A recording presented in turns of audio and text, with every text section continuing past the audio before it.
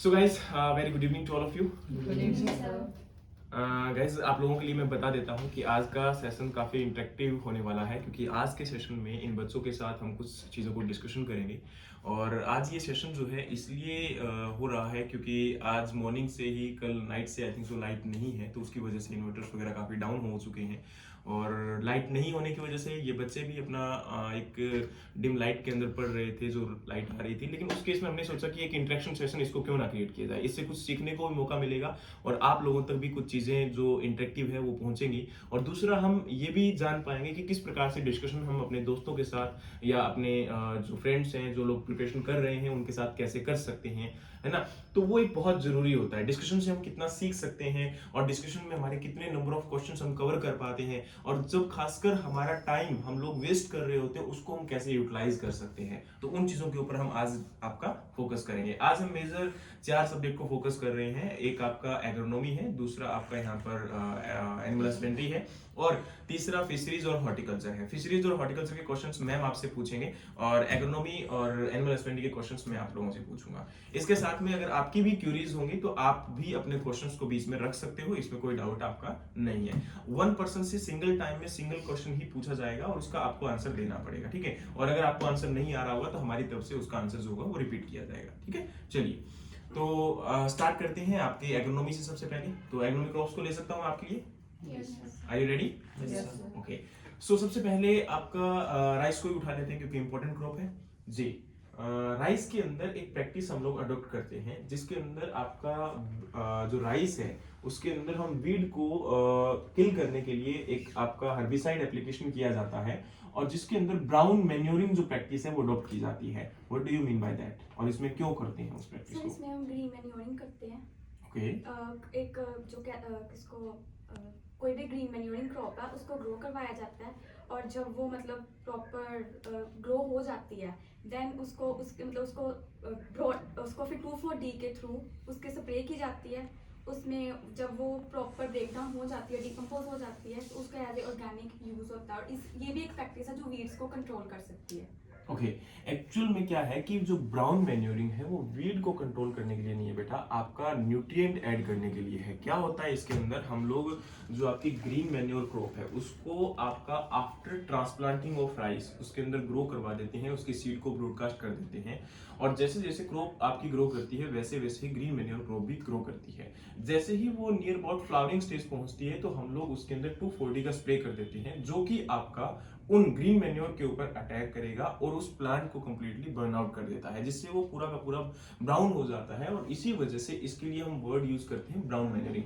तो इसके 2 main purpose है, पहला न्यूट्रिएंट को ऐड करना, दूसरा ऑर्गेनिक मैटर इससे क्या होगा आपकी सोइल के अंदर एड ऑन होता है, ठीक है। तो ये चीज आपके लिए बहुत इंपॉर्टेंट है। तो इस चीज को, क्योंकि देखो यहाँ पर दोनों चीजों को ना मिसमैच मत किया करो। जैसे एक ना आप लोग 3 टर्मिनोलॉजी को बहुत बार पढ़ते हो, एक तो कवर क्रॉप होता है, एक मल्च क्रॉप होता है, और एक आपका वो क्या कहते हैं स्मूदर क्रॉप होता है। तीनों में क्रॉप का एग्जांपल सेम है, लेकिन हम लोग उनके पर्पस में कंफ्यूज हो जाते हैं ना। तो जैसे स्मूदर क्रॉप है तो वो हमारा वीड को स्प्रेस करने के लिए है, कवर क्रॉप किसके लिए है आपके? हाँ, इरोजन को कंट्रोल करने के लिए। और मल्च क्रॉप किसके लिए आपका? वेरी गुड, मॉइस्चर को कंट्रोल करने के लिए, इवेपोट्रांसपिरेशन को रिड्यूस करने के लिए, ठीक है जी। मैम फिशरीज की क्वेश्चन। सर सस्टेनिया और ढेंचा के अलावा कोई और क्रॉप भी उगा सकते हैं क्या? मेजरली यही ग्रो करवाते हैं हम लोग, ठीक है। इसके अलावा अगर आपका बायो फर्टिलाइजर्स की बात करोगे तो उसके अंदर आप लोग ले सकते हो, जैसे एजोला आपका है, लेकिन वो ब्राउन मैन्योरिंग का पार्ट नहीं है, that is you can say that bio fertilizers जो हम लोग यूज करते हैं, ठीक है। वैसे तो देखो बायो फर्टिलाइजर से एक कैटेगरी पूरी की पूरी सेपरेट आ जाती है। बायो फर्टिलाइजर में हम लोग क्या पढ़ते होते हैं कि इसके अंदर लिविंग बींग्स को यूज किया जाता है आपका न्यूट्रिएंट को एड ऑन करने के लिए, ठीक है। तो यहाँ पर आपका सिम्बायोटिक एसोसिएशन में होता है, एसोसिएटिव सिम्बायोटिक में होता है, या फिर फ्री लिविंग की फॉर्म में होता है। सिम्बायोटिक में जैसे कि राइजोबियम स्पीशीज है जो कि आपके यहाँ पर लेग्यूम जो प्लांट होते हैं उनके साथ इंटरेक्शन में वर्क करती है म्यूचुअल बेनिफिट की फॉर्म में।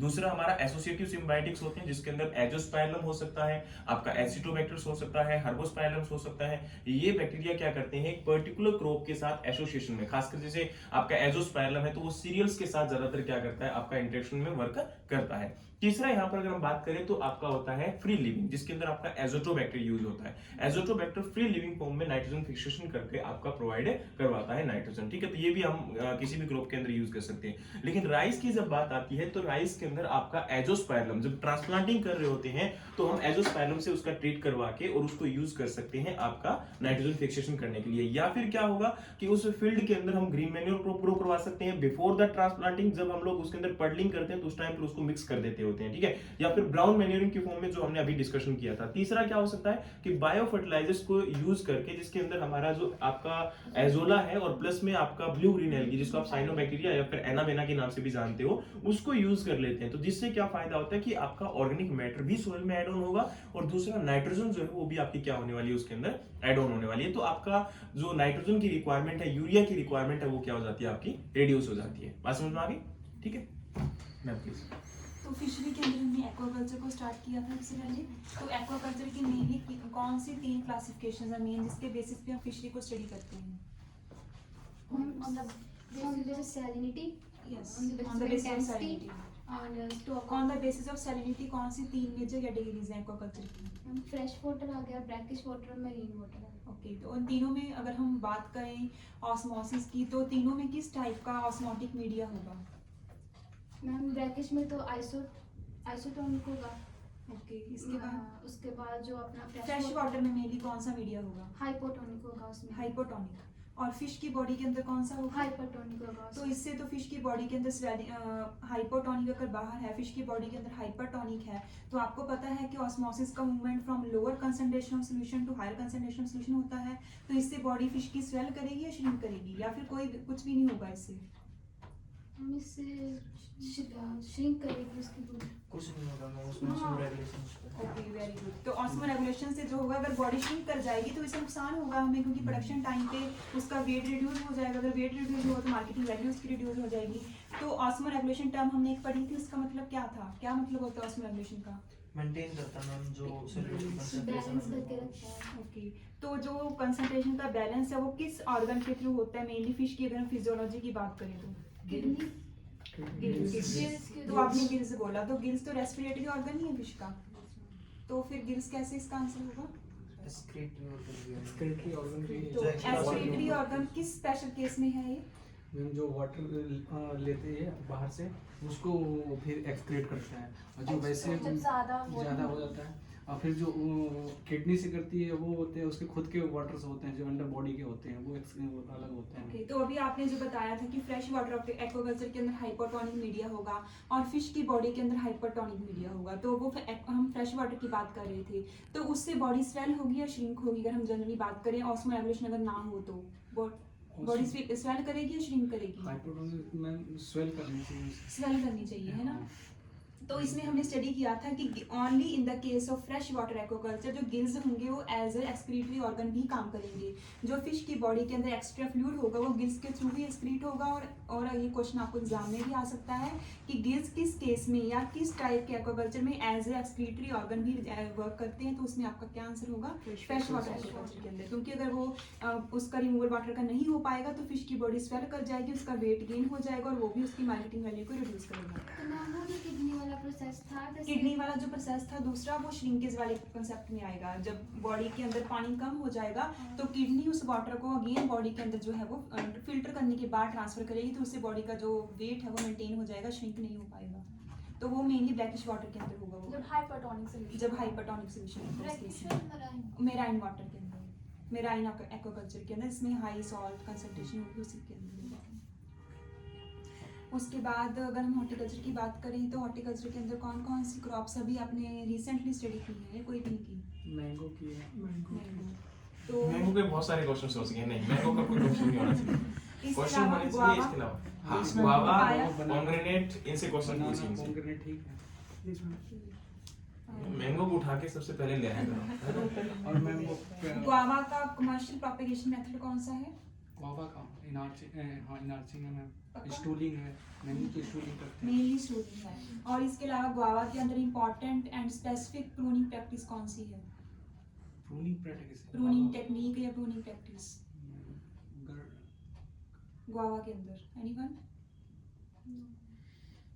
बेंडिंग, बेंडिंग का ऑब्जेक्टिव क्या है? मैं वो न्यूट्रिशंस को वो करके रखते हैं। सबसे पहले तो ये बताओ कि बेंडिंग का मेन रोल क्या है, किस चीज़ को प्रमोट करने के लिए या फिर डिस्करेज करने के लिए हम बेंडिंग प्रैक्टिस को फॉलो करते मैम हैं? वो फ्लावरिंग और फ्रूटिंग को फ्लावरिंग और नहीं मैम, branches कौन सी ब्रांचेस को? लेटरल और एक्सिलरी ब्रांचेस को। तो अगर हम बेंड कर देंगे ब्रांच को तो उससे क्या होगा, उस पर्टिकुलर पॉइंट पे न्यूट्रिएंट्स की एक्यूमुलेशन हो जाएगी। तो उससे क्या होगा, उस पर्टिकुलर पॉइंट के ऊपर एक्सिलरी ब्रांच की ग्रोथ प्रमोट होगी, जिससे क्या होगा, फ्रूटिंग के लिए एरिया इंक्रीज होगा और प्रोडक्शन भी जो है वो ऑटोमेटिकली इंक्रीज हो जाएगी। तो गुआवा की कौन सी वैरायटी है जिसके अंदर बेंडिंग प्रैक्टिस को फॉलो नहीं किया जाता है? L49 का दूसरा नेम? ऐसी कौन सी क्रॉप है जो कि आपकी सेंसिटिव है वाटर लॉगिंग में भी, जस्ट हाथ खड़े करना है, वाटर लॉगिंग में भी और आपका वाटर स्ट्रेस में भी, और इसका अपोजिट कौन सी है ये भी बताना है। जो नहीं बताएगा 100 रुपये फाइन। हाथ खड़ा है नीचे। हाँ बता। मेरे से सर सेंसिटिव है, हाँ। वाटर लॉगिंग में भी और स्ट्रेस में भी, ठीक है। और सोरगम। हाँ देखो, वाटर लॉगिंग और वाटर स्ट्रेस दोनों में ही मेज क्या है आपका सेंसिटिव है, और सोरगम यहाँ पे क्या है आपका, दोनों ही केस में स्ट्रेस होती है, इसके अंदर रेजिस्टेंट क्रॉप होती है। अच्छा, आपका मेज के अंदर जो कलर इफेक्ट है वो हमें देखने को मिलता है, तो उसके लिए कौन सा मतलब जो पिगमेंट है वो रिस्पॉन्सिबल है? Are you sure cryptogenic? Yes. मेज का येलो कलर। अच्छा, रेड कलर जो सीड का होता है मेज का, वो किसकी वजह से होता है, कौन सा इफेक्ट है? जीनिया इफेक्ट। बहुत बढ़िया है ना, जीनिया इफेक्ट होता है। अच्छा, मेटाजीनिया इफेक्ट भी सुना है कभी आपने? क्या होता है ये? सर टेस्ट में चेंज। हाँ जी, सर वो टेस्ट में वो आ जाता है difference. Are you sure? Metaxenia effect. हाँ पोलन की वजह से सर होता है वो। हाँ। और वो फ्रूट में शेपन हो जाता है। Shape size. हाँ, फ्रूट की शेप और साइज के अंदर जो डिफरेंस देखने को मिलता है तो उसे हम बोलते हैं ना, और खास करके इसमें डेट पाम में ये वर्ड आपने देखा होगा, सुना होगा। ओके, एक ना टर्म है आप लोगों ने सुना होगा, जर्किंग। किस में यूज होती है? ओके, बहुत बढ़िया। जस्ट हाथ खड़े करना है, ये क्यों होता है? जर्किंग और निपिंग भी वर्ड होता है एक आपका, बताया आपको? Yes sir. ठीक है, कहाँ यूज करते हैं और क्यों यूज करते हैं? जस्ट हाथ खड़े करो। नीपिंग का तो पता है सर। बोलिए निपिंग का। सर नीपिंग कैस्टर और रेड उसमें ग्राम में यूज करते हैं, चिक्की में करते ओके, हैं। उसका एक्सिलरी बर्ड को रिमूव करते हैं, लेटरल ब्रांचेस उसकी ग्रोथ हो जाए, इसके लिए कैस्टर करते हैं। और निकिंग क्या होता है फिर, अगर निपिंग किया है तो? एक वर्ड है निकिंग, NICKING, और एक वर्ड है NIPPING। What do you mean by both of these? Just चुप चुप चुप, हाथ खड़े करोगे वरना पिटोगे। नीपिंग होती है हाँ, अब बताइए। सर जो ब्रांचेस होती है ना, तो ब्रांचेस के नीचे से जो कट लगाते हैं उसको निकिंग बोलते हैं। Yes sir. Okay, lower branches. हाँ लो। देखिए सुनिए मेरी बात अच्छे से, इनमें कंफ्यूज नहीं होना है, बहुत बार आपको समझाया है। जब भी हम फ्लावरिंग को सिंक्रोनाइजेशन करने के लिए यूज करते हैं तो वहां पर हम जर्किंग जैसी टर्म्स को यूज करते हैं या फिर निकिंग को यूज करते हैं जब हाइब्रिड सीड प्रोडक्शन किया जाता है। जर्किंग में क्या होता है, उसके मेल पार्ट को रिमूव किया जाता है, किसके अंदर? बाजरा। पर्ल मिलेट में, बाजरा में, है ना। और नेकिंग में भी क्या होता है आपका, इनके अंदर हमारे मेल पार्ट को ही रिमूव करने के प्रोसेस को यहाँ पर बोलते हैं नेकिंग। एक्चुअल में नेकिंग जो है ना, वो आपका फ्लावरिंग को सिंक्रोनाइजेशन करने का प्रोसेस है, लेकिन आपका मेल को जो बड है उसी को रिमूव करके, या इनिशियल में जो फ्लावर्स आ रहे हैं उन्हीं को रिमूव करके इस प्रोसेस को क्या किया है, कंटिन्यू किया जाता है। लेकिन जर्किंग में जस्ट इज क्या होता है कि मेल पार्ट को रिमूव करना, ठीक है। तो ये आपको समझना चाहिए। दूसरा यहाँ पर आपसे वर्ड बोला गया एक निपिंग। निपिंग में क्या होता है कि आपकी एपिकल बर्ड जो होती है उसको हम रिमूव कर देते हैं, जिससे क्या होता है लैटरल बर्ड आपकी ग्रो कर जाती है। अच्छा, अब मेरा आपके लोगों से एक क्वेश्चन है कि हम लोग बनाना के अंदर डीसकरिंग करते हैं, समझ में आता है कि भाई सकर्स को रिमूव किया जाता है, लेकिन टोबैको के अंदर डीसकरिंग कैसे करते हैं? जस्ट बात करेंगे। टोबैको के अंदर डीसकरिंग का मतलब क्या होता है? अगला उसमें डीसकलिंग इसलिए करते हैं कि क्योंकि टोबैको का जो हमारे कमर्शियल प्रोडक्ट है उसके लीव्स है, अगर सक्कर्स मीन्स कि जहाँ से लीव्स अटैच होता है वहाँ से सक्कर्स मतलब न्यू लीव्स छोटे छोटे आने लगते हैं, तो उनको रिमूव कर देते हैं ताकि जो हमारे मेन लीव्स हैं उनकी क्वालिटी पे कोई हार्म ना हो। ओके, लेकिन आपको ये जो प्रोसेस है वो अडॉप्ट कैसे करते हो, मतलब किस प्रकार से सकर्स को रिमूव किया जाता है? हाँ। एमएच से सर, है? मैलिक एट्राजाइड से। अरे प्रोसेस केमिकल का नाम नहीं पूछा, वो तो आप लोग हैंड से भी कर सकते हो ना। देखिए होता क्या है, ध्यान से सुनिएगा, आपका डीसकरिंग का जो प्रोसेस होता है टोबैको के अंदर, एक्चुअल में for example this is the plant, ये प्लांट आपका एपिकल डायरेक्शन में मूवमेंट कर रहा है, तो इसके अंदर एपिकल डायरेक्शन को यानी कि इसको कट करने की प्रोसेस हमारी टोबैको के अंदर बोली जाती है टोपिंग। ठीक है, टोपिंग को करने के बाद क्या होता है कि जो नीचे की ब्रांचेस होती है जिसको आप लेटरल ब्रांच बोलते हो, ये भी ग्रो करना स्टार्ट कर देगी। अब क्या होता है कि जब ये लेटरल ब्रांच ग्रो करेंगे तो डेफिनेटली जो आपके ऑलरेडी लीफ आ चुके हैं फिर उनकी क्वालिटी नहीं इंक्रीज हो रही, और टोबैको के अंदर हमारा मेन फोकस होता है उसकी लीफ की क्वालिटी के ऊपर फोकस करना और लीफ जो है उसका साइज इंक्रीज करना। तो यहाँ पर हम लोग क्या करते हैं, जो ऑक्सिलरी बड, जो लेटरल बड यहाँ से ग्रो कर रही होती है, उन बड को रिमूव करना या उन बड की ग्रोथ को स्प्रेस करना, and this process is known as desuckering, and that's why always said that कि desuckering is always followed by topping, है ना। तो इसलिए हम लोग ये वर्ड यूज करते हैं। बस समझ आ रही है यहाँ पर। तो हमारा यहाँ पर डीसकरिंग के अंदर वो बात अलग है, आपने केमिकल जो बोला बिल्कुल सही है, मैलिक हाइड्रोजाइड हम लोग यूज करते हैं, लेकिन डीसकरिंग प्रोसेस क्या है, मेरा जो क्वेश्चन था वो ये था। बात समझ में आ गई यहाँ पर, ठीक है। अभी आपसे क्वेश्चन है कि जो आपका पर्ल मिलेट है उसके अंदर फैट कंटेंट कितना होता है, जस्ट रेज योर हैंड। 4.5 4.5। ये कह सकते हैं कि दिस इज ए रेंज, है ना, 4 to 6 या 4 to 8% आपका फैट कंटेंट इसके अंदर अवेलेबल होता है। एग्जैक्टली आ जाए तो 4.5 to 6 आपका। अच्छा, मेजर मिलेट में हम लोग किस किस को कंसीडर करते हैं मेजर मिलेट के अंदर? बहुत बढ़िया, आप बताइए बेटा। और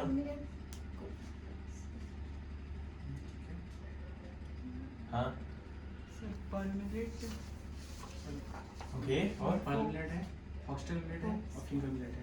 are you sure finger millet इसके अंदर आता है? Yes, sir. मेजर मिलेट में Yes, sir. माइनर का पार्ट नहीं होता ये। नहीं सर, आई थिंक माइनर का फिंगर तो ओनली सोरगम और परमिलेट को हम मेजर के अंदर काउंट करते हैं, बाकी मोस्ट ऑफ द होते हैं वो माइनर के अंदर आते हैं। इटालियन मिलेट सर, किसके अंदर? Italian millet. अरे फॉक्सटेल मिलेट ही तो होता है, उसी को तो बोलते हैं। एक सेकंड, आई थिंक 3 होते हैं। 3 होते हैं 3 सर। होते हैं वैसे। सोलम पर मिनट और फिंगर मिलेट। अच्छा एक चीज मुझे बताइए कि आपका पल्सेस के अंदर हम लोग नॉर्मली पढ़ते हैं ना कि इंटरनेशनल ईयर ऑफ पल्सेस कब बनाया जाता है? 2016। बहुत बढ़िया। टाइप ऑफ फ्रूट आपका पल्सेस में क्या होता है? Oats fruit। नहीं। अच्छा ये बताओ कि जो आपका टाइप ऑफ जर्मिनेशन है खरीफ क्रॉप में किस प्रकार का होता है? Just raise your hand. Kharif pulses में टाइप ऑफ जर्मिनेशन क्या होगा? लेकिन कोई एक्सेप्शन है? Yes sir Which one? Pigeon tree हाँ, I've heard. और हाइपोजियल जो है जर्मिनेशन किसके अंदर होता है? रबी में होता है, लेकिन इसके अंदर एक एक्सेप्शन है, फ्रेंच बीन। अच्छा फ्रेंच बीन का एक और एक्सेप्शन है। What is the speciality of French bean regarding the pulses की ये एक्सेप्शन है उनके बीच में? जस्ट हाथ खड़ी करो, चुप।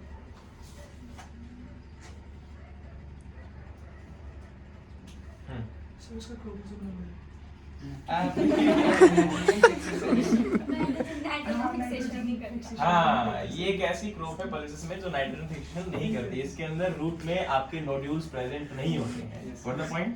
बहुत बढ़िया। अच्छा क्रोमोसोम नंबर डेफिनेटली आपका काबुलीग्राम का भी 16 होता है, फ्रेंच बीन का भी कितना होता है? 22 होता है, ठीक है। बाकी रबी पल्सेस का कितना होता है? 14 होता है। खरीफ पल्सेस का कितना होता है? 22, ठीक है। अच्छा मेजर डिजीज कौन सा पल्सेस में लगने वाला? विल्ट, है ना। अच्छा विल्ट का कॉजल ऑर्गेनिज्म बिजेरियम स्पीसीज है ना, वो ऑक्सीस्पोरियम में से अलग अलग में अलग अलग हो जाएगा ना, सब स्पीसीज में। ओके, पी के मैच्योरिटी को मेजर करने के लिए कौन सा इंस्ट्रूमेंट यूज करते हैं? Just raise your hand, nothing else. Tenderometer, are you sure? Yes, sir. Very good, या रेलोमीटर क्या वाला आता है? एलियोमीटर क्वार्टर में होता Quarter है। में उसकी लेंथ को measure करना। नींद आ रही है क्या तुझे? अच्छा न्यूरोटॉक्सिन होता है लेथायरस के अंदर, नाम क्या है? वो वैसे फुल फॉर्म तो मुझे भी नहीं आती है, पर मैं आपसे पूछना चाहता हूँ, है ना। POA मुझे इतना पता है, मैं भूल खुद जाता हूँ, ठीक है, लेकिन मेरे सामने है तो आराम से मैं बोल सकता हूँ। ऑप्शन दे दो सर। ODAP अबे नहीं है ऑप्शन, इसके बन ही नहीं सकते ना, बनाने में टाइम लगेगा। ऑक्सैलिक एसिटिक एसिड है सर। क्या? मीपी बीटा एन ऑक्सैलाइल अमाइनो एलेनिन, ठीक है, this is the amino alanine. ये न्यूरोटॉक्सिन होता है ना जो ह्यूमन कंजप्शन के लिए आपको होता है। मैम ड्यूरोमीटर किस चीज़ के अंदर यूज़ करते हैं और किस पर्पस के लिए? Fruit from next tomato. Okay, very good. इसके अलावा SHU क्या है, इसकी फुल फॉर्म, और इसको किस क्रॉप में यूज़ करते हैं, किस पर्पस के लिए? ओविली हीट यूनिट होती है और इसे चिल्ली में यूज करते हैं। तो चिली में किस चीज़ के लिए? पंजेंसी मेजर पंजेंसी मेजर करने के लिए। तो चिली के अंदर अगर हम बात करें कि हाईएस्ट पंजेंट चिली वो कौन सी है? वो भूत जुलोकिया। ओके, और lowest pungent chilli? Paprika. Bell pepper. तो बेल पेपर का साइंटिफिक नेम? कॉमनली क्या बोलते हैं बेल पेपर को? कैप्सिकम है ना। तो दोनों का ही, चिली का भी और कैप्सिकम का भी साइंटिफिक नेम तो सेम ही है। क्या है? कौन सा है उनका? कैप्सिकम है। और चिली किस फैमिली से बिलोंग करती है? Solanaceae family. तो सोलिनेसी फैमिली को और क्या बोलते हैं? Nightshade family. और अगर हम स्टेमस की बात करें तो सोलिनेसी फैमिली के फ्लावर्स के अंदर कितने स्टेमस होते हैं? 6 और 5? पक्का? मैम 6 5। सोलिनेसी फैमिली को 5 स्टेमर फैमिली भी बोलते हैं। अब आपने याद रखना है S और 5। एग्रोफोरेस्ट्री क्वेश्चन पूछ लो। Yes sir. पक्का? Yes sir, of course. कहीं अच्छा से ये बताओ, एक है होम गार्डन, इसके अंदर जो टेक्निक अडॉप्ट करते हैं हम लोग, ठीक है। होम गार्डन एक्चुअल में एक टर्मिनोलॉजी हम लोग यूज करते हैं और ये आपका किसका पार्ट है? एग्रोफोरेस्ट्री का पार्ट है। लेकिन एग्रोफोरेस्ट्री में हम लोग होम गार्डन को लेते हैं और इधर से हम लोग मिक्स फॉरेस्ट्री को लेते हैं। दोनों में क्या डिफरेंस आप समझते हो इन दोनों से? सर, होम गार्डनिंग और मिक्स फॉरेस्ट्री में क्या डिफरेंस है? क्या डिफरेंस है? होम गार्डनिंग में तो सर ये हो गया कि जैसे फ्रूट क्रॉप्स भी लगा सकते हैं, मतलब आसपास। और मिक्स फॉरेस्ट्री में मतलब घर के आसपास। होम गार्डनिंग में सर फ्रूट्स एंड वेजिटेबल्स के लिए। और मिक्स फॉरेस्ट्री में क्या है कि फॉरेस्ट ट्री जैसे टिम्बर उम्बर हुए, यूजफुल हुए, एक उस तरह के लिए सर। सर होम गार्डन तो मेजरली जो होम यार्ड के जैसे बैकयार्ड वगैरह वो करते हैं उसमें आएगा होम गार्डन। तो और जो मिक्स फॉरेस्ट्री है वो हम फार्म्स पे जो फॉरेस्ट्री करते हैं अलोंग विद द एग्रीकल्चर, उसमें आएगी। एग्रीकल्चर प्लस में फॉरेस्ट क्रॉप्स को जो इकट्ठा करते हैं फार्म पे जो वो करेंगे उसे मिक्स। तो फिर फार्म फॉरेस्ट्री कैसे अलग हुआ इनसे? Sir agro mix agro forest. Sir home garden में फ्रूट्स वेजिटेबल्स हाँ। नेक्स्ट में सभी प्लांट्स वगैरह भी वो जो सर वहाँ एग्रीकल्चर क्रॉप होती है होम गार्डन। देखिए एक्चुअली ध्यान से सुनिएगा, यहाँ पर ये इम्पोर्टेंट है। सोशल फॉरेस्ट्री की जब बात आएगी तो उसमें मेजर जो है हम लोग पढ़ते हैं एक्सटेंशन फॉरेस्ट्री, और आपका यहाँ पर दूसरा होता है फार्म फॉरेस्ट्री, और तीसरा यहाँ पर अगर हम बात करें तो आपका जो यहाँ पर जो ये एक्सटेंशन फॉरेस्ट्री आप लोग पढ़ते हो उसके अंदर हम लोग फर्दर पढ़ते होते हैं कि एक तो मिक्स फॉरेस्ट्री होता है, शेल्टर बेल्ट होता है और विंड ब्रेक्स होते हैं। इसके अलावा हमारा जो सोशल फॉरेस्ट्री है उसके अंदर एक टर्म और भी होती है रिक्रिएशनल फॉरेस्ट्री मतलब, और एक टर्म और होती है रिहेबिलिटेशन ऑफ फॉरेस्ट। ये 4 टर्मिनोलॉजी हम लोग पढ़ते हैं। लेकिन आपकी जो यहाँ पर एक्सटेंशन फॉरेस्ट्री होती है सोशल फॉरेस्ट्री का ही पार्ट होता है, जिसके अंदर हम लोग एक नेचुरल हैबिटेट से बाहर आपके जो फॉरेस्ट एरियाज हैं उनसे हटकर हम लोग जो फॉरेस्ट ट्रीज को ग्रो करवाते हैं, और स्पेशली आपके जो लैंड यहाँ पर वेस्ट पड़े हुए थे उन एरियाज के अंदर। अब यहाँ पर जो हमारा मिक्स्ड फॉरेस्ट्री है, in this we will grow the trees. आपके यहाँ पर अलग अलग जो फ्यूलवुड ट्रीज हैं, फ्रूट ट्रीज हैं, इनको हम ग्रो करवाएंगे। लेकिन होम गार्डनिंग स्पेशल आपकी एग्रो सिल्वीकल्चरल जो टेक्निक है उसके एग्रो सिल्वी पास्चर की जो टेक्निक है उसके अंदर हम लोग इसको यूज करते हैं, जिसके अंदर क्या रहता है कि आपका फ्यूलवुड ट्रीज, फॉरेस्ट ट्रीज और आपके फोडर ट्रीज, इन सबको आप लोग यूज करते हो। प्लस में यहाँ पर एग्रीकल्चर की कोई भी जो आपकी जैसे होम, क्योंकि देखो हमने क्या बोला, एक घर है और घर के पास में जो गार्डन है, और ये हमारी मोस्ट एंशिएंट सबसे ज्यादा पुरानी टेक्निक जो एग्रो फॉरेस्ट्री की है वो इसी को कंसिडर करते हैं। बहुत सारे लोग शिफ्टिंग कल्टीवेशन को लेकर चलेंगे या इनको लेकर चलेंगे, लेकिन होम गार्डनिंग प्रिमिटिव मानी जाती है, ठीक है। तो इसमें क्या होता है कि आपका एग्रीकल्चर की जो एक्टिविटीज है उनको परफॉर्म करते हुए प्लस में हम ट्रीज को ग्रो करवाते हुए, ये एक्चुअल में अगर आप लोग केरला या फिर साउथ इंडिया में कहीं पर जाओगे तो वहां पर ज्यादातर ये अडॉप्ट मतलब की हुई मिलती है ना। एक घर है, उसके आसपास में काफी एरिया खाली होता है वहां पर, क्योंकि लोग है ना नियर अबाउट अप्रोक्सीमेटली उस एरियाज में रहते हैं ना, तो वहां पर आपका एक इस प्रकार की टेक्निक होती है कि वहां पर एनिमल भी रेयरिंग की जाती है, उनके लिए फीड भी अवेलेबल हो जाता है और इनको आपस में एक दूसरे के साथ मिक्स भी कर लिया जाता है। इनकी एक दूसरे के जो प्रोडक्ट है वो इंटरमिक्स करके यूज कर लिए जाते हैं। बात समझ में आ गई?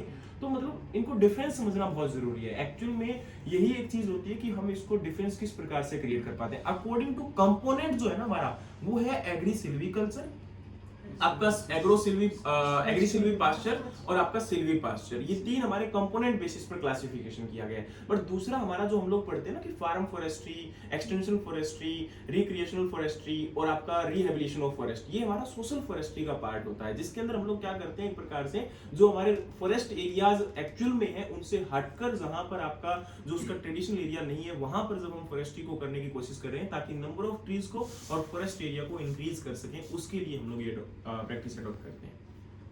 सर रिक्रिएशनल और रिहैबिलिटेशन रिहेबिलिटेशन मतलब एक प्रकार से जो फॉरेस्ट हमने किसी वजह से काट दिए, उनको जंगलों को काट दिया है, अब उनको दोबारा से रिहेबिलिटेट करना है, उनके अंदर दोबारा से वहां पर ट्रीज को ग्रो करवाना है, ठीक है। जो जंगल खाली हो चुके हैं वहां पर, है ना, वो किसी भी वजह से चाहे जंगलों में आग लगी या कुछ भी वहां पर हुआ। दूसरा ये होता है कि जैसे आपने वर्ड बोला रिक्रिएशनल, रिक्रिएशनल क्या होता है कि जो आपका जैसे अर्बन एरियाज हैं या फिर रूरल एरियाज हैं, खासकर एक तो ब्यूटीफाई किया जाता है इन ट्रीज को, श्रब्स को, फ्लावरिंग प्लांट को, इनको यूज करके, है ना। इसके अंदर मेनली फोकस किया जाता है जो ब्यूटीफाइड आपके जो मतलब आपके फ्लावरिंग प्लांट होते हैं उनको फोकस इसमें किया जाएगा, और जिससे दो आपका एस्थेटिक, है ना, इसको हम एस्थेटिक फॉरेस्ट्री के नाम से भी जानते हैं, ठीक है। तो कई बार एग्जाम में क्वेश्चन यहाँ से भी आपका आ सकता है, तो इस चीज को अच्छे से कवर करना, ठीक है जी। और एक चीज और पढ़ना, नेक्स्ट मतलब हम कोशिश कर सकते हैं कि अभी जब भी होगा ऐसा, मगर भगवान ना करे कि ऐसे लड़कियों के भी जाए, लेकिन कभी हुआ तो इंटरेक्शन अगर हुआ तो उस केस में आपसे फॉरेस्ट या फिर जो टाइप ऑफ फॉरेस्ट है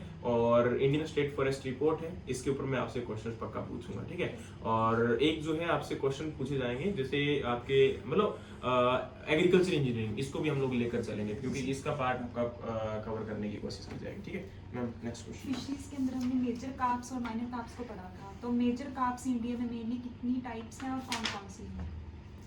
कटला मेजर का टोटल नंबर ऑफ टाइप्स 3 है मैम, मतलब एक्सोटिक अलग है, वो 3 अलग है, और मेजर का इंडियन 3 है और 3 एक्सोटिक है। Yes, ma'am. तो इनके नेम्स क्या क्या हैं? कटला मेजर कार्प है, रिगल है और रोहू है, और जो एक्सोटिक है सिल्वर कार्प है, ग्रास कार्प है और कॉमन कार्प है। तो इसमें हाईएस्ट फैकल्टी रेट जो है वो किस फिश का है, किस कार्प का है? हाईएस्ट फैकल्टी रेट रोहू का। इसके अलावा हमने different kind of minor carps पढ़ा था, तो उसके अंदर किस फिश को लाइव फिश बोलते हैं और क्यों बोलते हैं? लाइव फिश निकालने के दूसरा दिन बाद रहती है मतलब ये डिफरेंट है जो आप बोल रहे हो। लाइव फिश किसको बोलते हैं और क्यों बोलते हैं? लाइव हार्वेस्टिंग मैं मांगूर को बोलते हैं, किसको? मांगूर को, मांगूर मांगूर इसका दूसरा नेम क्या है, कॉमन नेम? मैं मांगूर का किस स्टेट की किला फिश? फिश। बिहार। तो इसका नेम क्या है? मांगूर किस है? मगुर।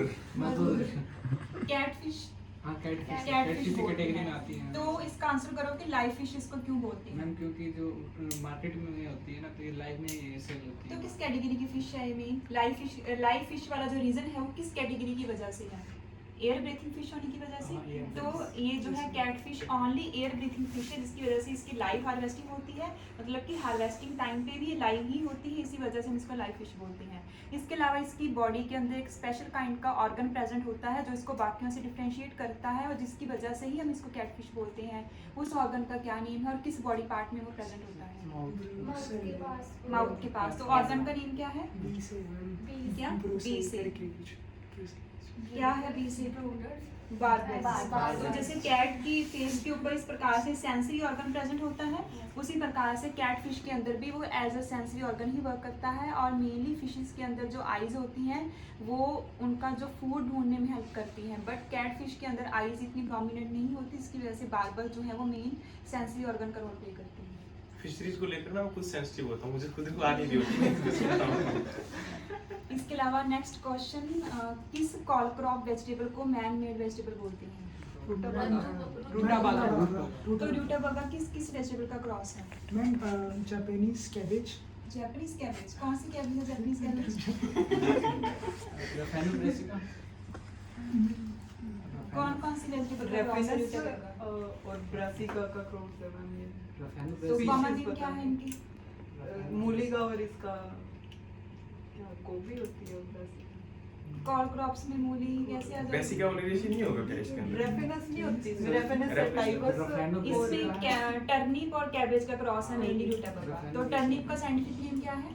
नहीं रूटा का क्या यहाँ पर रेफनो ब्रासिका पूछा था। Rutabaga पूछा था। रेफनो Rafino brassica तो खुद ही है। ब्रासिका ठीक है हाँ ये वही बोल रहा हूँ कि दोनों चीजों को अलग-अलग मिक्स कर दो। इसका तो, ब्रासिका रप्पा और ब्रासिका रापा किसका है? टर्निप टर्निप का। इसके अलावा कैबेज का?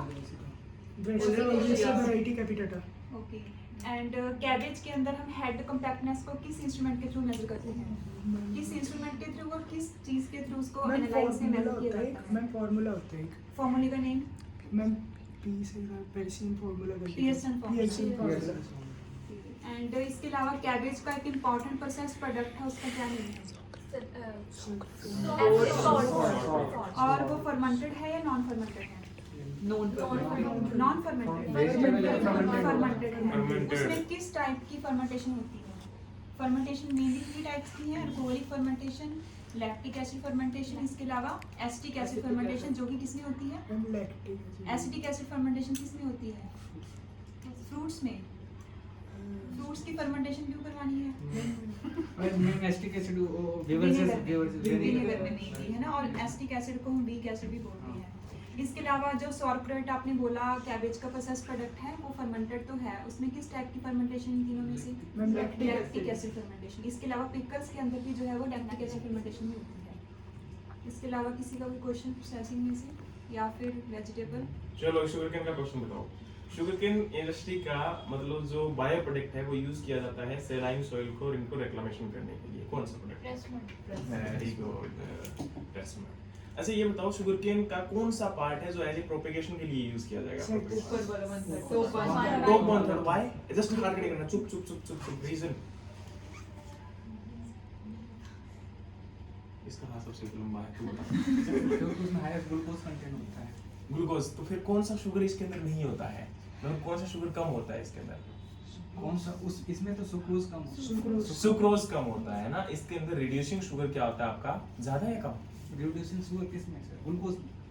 टॉप वन थर्ड में रिड्यूसिंग शुगर ज्यादा होगा कम होगा ये बताओ। रिड्यूसिंग शुगर का ज्यादा होगा सर। इससे क्या फायदा होता है रिड्यूसिंग शुगर ज्यादा होने से? रिड्यूसिंग शुगर जब कम होगा तभी तो सर ग्लूकोज होगा, नहीं तो फिर सुक्रोज हो जाएगा। रिड्यूसिंग शुगर ज्यादा होगा कम होगा? कम अभी तूने बोला ज्यादा होगा और फिर तू बोल रहा है कम होगा। सर कंफ्यूज हो गया।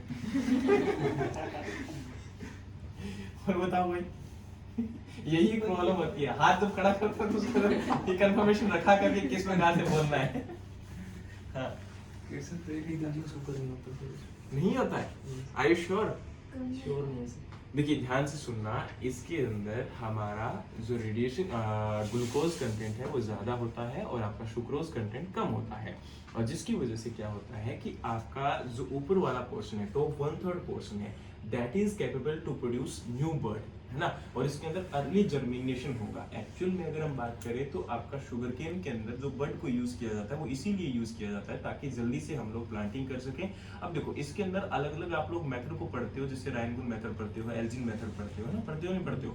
तो इन प्रोसेसेस के अंदर आप लोगों ने जब भी ऑब्जर्व किया होगा तो डिफरेंसेस क्या क्या होते हैं, जैसे एल्जिन के बीच में और इनके बीच में क्या क्या डिफरेंसेस होते हैं, तो आप कभी भी ऑब्जर्व करना ज्यादातर इनका टॉप पोर्शन ही हम लोग यूज करेंगे। ठीक है, जब भी इनको डिफरेंसेस किए जाएंगे तो हमेशा इनका जो टॉप पोर्शन ही कहीं ना कहीं इनके अंदर यूज किया जा रहा है। कभी कट कर लिया जाता है, कभी इनिशियल स्टेज में कट करके आपका ग्रो कर दिया जाता है, एज इट इज प्लांट को ग्रो कर दिया जाता है, तो वो आपके प्रोसेस से रहते हैं ना। तो यहाँ पर इन चीजों को देखना बहुत जरूरी होता है कि इनके बीच में एक्चुअल डिफरेंस आपका क्या होता है। समझ में आ गया मैंने क्या बोला? तो रिड्यूसिंग शुगर ये डायरेक्टली आपके एग्जाम में क्वेश्चन आता है कि इसके अंदर रिड्यूसिंग शुगर कंटेंट ज्यादा होता है ना कि कम होता है। ठीक है, जो आपके टॉप पोर्शन है। ठीक है, रिड्यूसिंग शुगर ज्यादा कंटेंट होगा तभी तो इसके अंदर क्या होगा, नई बर्ड और नई ग्रोथ आपकी इमर्जिंग आउट हो पाएगा। ठीक है, अच्छा एक चीज और मैं यहाँ पर पूछना चाहता हूँ आप लोगों से। ग्लूकोज रिड्यूसिंग शुगर है और सुक्रोज नॉन रिड्यूसिंग शुगर है, क्या होता है सर ये? इसको छोड़ दे। जब बात में यहाँ पर, क्योंकि देख शुगर का कंटेंट क्या होता है इनका, क्योंकि देखो यहाँ पर बायो केमिस्ट्री का पार्ट आ जाता है कहीं ना कहीं, तो उतना अच्छे साइड में ना बता पाऊंगा आपको और उसका कोई फायदा भी नहीं होगा। तो जिस चीज का सोल्यूशन हमारे पास नहीं है तो उस चीज को हम लेकर भी नहीं चलेंगे। ठीक है, नेक्स्ट आपका क्वेश्चन है आपका शुगर केन का एक नोबल केन है जो कि सैकरम ऑफिसिनेरम है, ये किसने प्रोड्यूस किया था, मतलब इसका श्रेय किसको जाता है? वेंकटरमन, बहुत बढ़िया, जो कि डच वर्कर्स थे ना जिन्होंने। इंडियन शुगर केन कौन सा है? Saccharum officinarum. Two budded set seed rate की फॉर्म में कितने यूज किए जाते हैं? 70 से 80 हजार। और थ्री बडेड सेट कितने यूज किए जाते हैं? Very good. और वेट कितना होता है इसका? 70 से 80 75 to 80 क्विंटल है ना। अर्शली शुगरकेन की प्रोपगेशन कब की जाती है? प्लांटिंग कब की जाती है? जून जुलाई में। बहुत बढ़िया। और अर्शली शुगरकेन ही यहाँ होता है जो आपका 18 से 20 महीने का होता है, ठीक है। पार्था मेथड कहाँ से डेवलप हुआ है आपका? ISR से आर यू श्योर? लखनऊ। और एफ नहीं कहाँ से आप आए थे? लखनऊ से, शुगरकेन ब्रीडिंग इंस्टीट्यूट लखनऊ से, SBI। SBI नहीं सर, IISR से। नहीं। SBI तो कोयम्बटूर है। शुगर केन अच्छा हाँ सॉरी, ये लखनऊ जो है Indian institute of sugarcane research, माफी चाहता हूँ भाई, है ना। Indian institute of sugarcane research Lucknow और आपका शुगरकेन ब्रीडिंग इंस्टीट्यूट आपके कोयम्बटूर के अंदर है ना। और वहाँ से आपका ये कौन सा था, स्पेस्ड जो प्लांटिंग मेथड था वो भी वहीं से आपका ISR से डेवलप हुआ है, ठीक है। गुआवा के अंदर किस बहार को प्रेफर किया जाता है फॉर द क्वालिटी फ्रूट्स? मृग बहार। मृग बहार। तो मृग बहार के अंदर फ्लावरिंग किस मंथ में होगी? नवंबर दिसंबर। फ्लावरिंग मृग बहार के नहीं। अक्टूबर नहीं, फ्लावरिंग अक्टूबर से जुलाई अगस्त। अगस्त नहीं, जुलाई ये तो अगस्त। सारी भार जुलाई अगस्त में जुलाई अगस्त में मेनली जून जुलाई में तभी होती तो है। मृग बहार बोलते हैं। तो आपको याद तो हुआ, 3 बार तो घुमाया हुआ अम्बे बहार की प्लानिंग कब होती है? स्टार्टिंग ऑफ द ईयर में, तो फेब मार्च में होगी।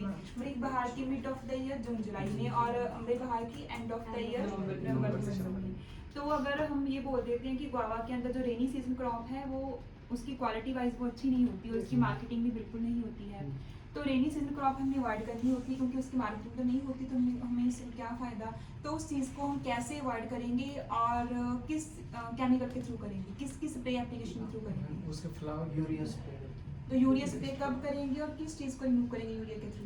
उसके फ्लावर्स को फ्लावरिंग तो मेनली डीप ब्लूसमिंग करेंगे सो दैट कि जो फ्लावर्स हैं वो झड़ जाएं सारे, है ना। तो किस किस चीज़ को यूज़ करके डीप ब्लूसमिंग की जाती है गुआवा के अंदर to avoid the rainy season crop? एक यूरिया एक यूरिया टिब्बा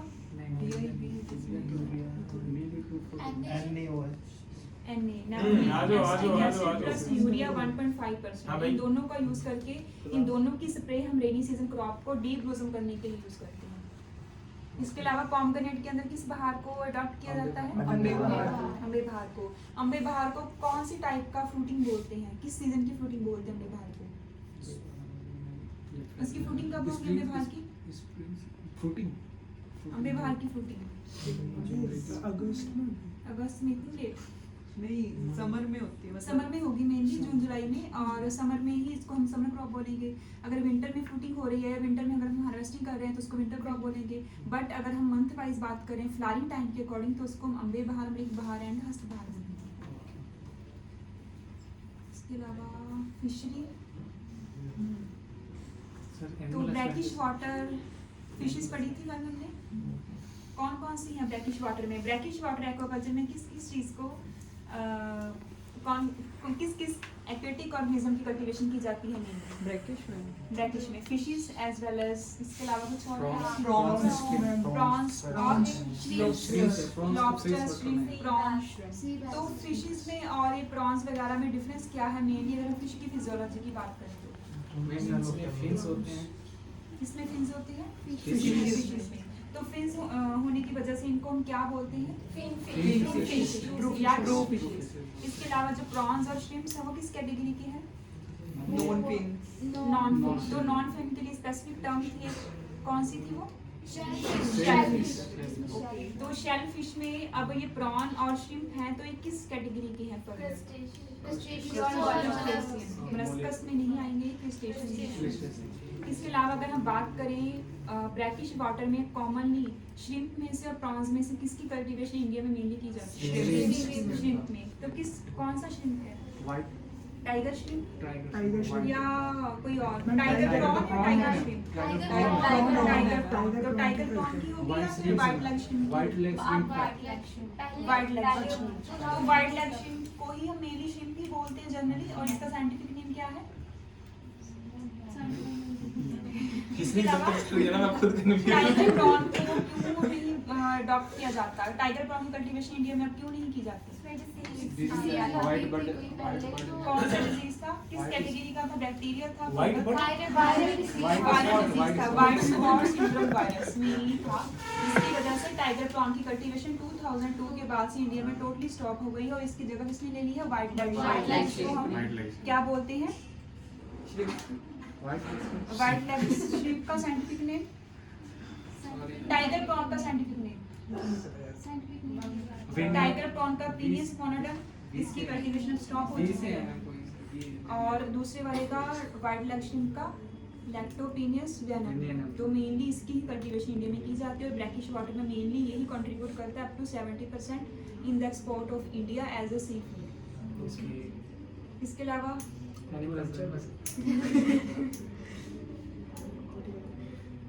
अरे वो बच्चे आ गए क्या? यस सर, यस सर जाओ घर। लंग इधर आओ भाई। लंग फिश सब लोग लंग फिश, क्वेश्चन आया था ना पिछली बार लंग फिश तो नहीं आया था, गवर्नमेंट फिश से नहीं आया था, IBPS से वो उसमें ये आया था कि किस फिश का जो लंग टाइप ऑर्गन उसमें प्रेजेंट होता है, तो मेनली हमने बार बार पढ़ा था कैट फिश के अंदर, तो जो गॉर्मी फिश है उसमें जैसे पाइप लाइक स्ट्रक्चर हम बोल देते थे, उसके माउथ से बिल्कुल नीचे पाइप लाइक स्ट्रक्चर ऐसा जो है वो रेज होता है, उसको हम गॉर्मी फिश बोल देते हैं, क्योंकि वो एज अ सेंसरी ऑर्गन वहाँ पे रोल प्ले करता है, वो वाला ऑर्गन गॉर्मी फिश के।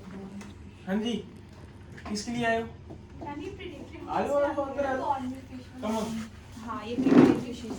वेरी गुड, बहुत बढ़िया। कितने हैं? बाकी लोग आए? अच्छा, लाइट की वजह से। तो लाइट की वजह से तुम कैसे आगे बढ़े? अरे आज इन्वर्टर भी डाउन हो, तो रात से लाइट नहीं है।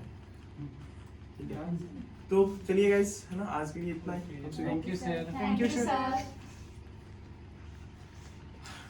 तो सबसे पहले इम्पोर्टेंट ये है